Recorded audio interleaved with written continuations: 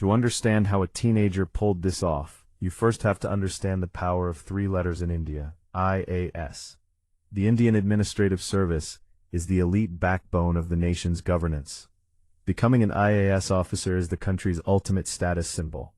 Every year, over 1 million candidates spend their youth studying up to 15 hours a day for the grueling UPSC exam.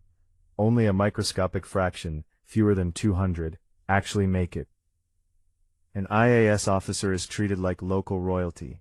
They control entire districts, manage massive public budgets, and command police forces. In places like rural Bihar, an IAS officer's word is law. Nobody questions them. Nobody dares to. Faking an elite identity is 10% paperwork and 90% psychology. He didn't just lie, he created an ecosystem of authority. He forged official government stationery, printed letterheads with national emblems, and crafted fake ID cards. But his real weapon was confidence. In a society conditioned to obey authority, if you dress in a pristine suit, speak with absolute command, and arrive with an entourage of security guards, people don't ask for your credentials, they bow. And confidence in the bureaucratic world translates directly into cash. Our fake IAS officer targeted the most lucrative sector of local government, public contracts, tenders, and land approvals. Need a multi-crore highway contract cleared? For a massive upfront processing fee, the fake IAS officer would sign off on it using forged official seals. Need a land dispute settled in your favor? A letter from a high-ranking administrator can make problems disappear overnight. He targeted local contractors, wealthy business owners, and ambitious elites. He faked high-level administrative orders, coordinated massive backdoor deals, and charged astronomical sums. Because of his prestige, victims paid him millions without a single second thought. The money didn't just trickle in, it was a flood. With a staggering fortune of 100 crore flowing into his hands, he didn't lay low. He chose the path of supreme, ostentatious luxury. In rural Khagaria, he constructed a massive custom-designed mansion modeled directly after Antilia, the multi-billion-dollar private skyscraper owned by billionaire Mukesh Ambani in Mumbai.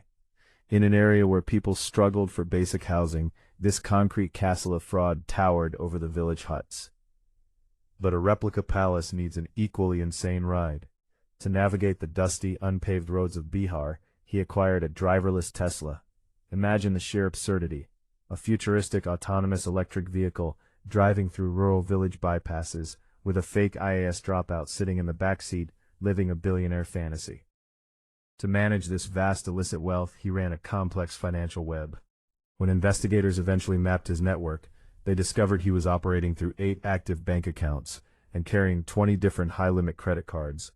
It was a lifestyle that even the highest-ranking civil servants in the nation could never afford on their official salaries. But the golden rule of every great scam is simple. The louder you live, the faster you fall. When you build a giant replica of Antilia in rural Bihar, people notice.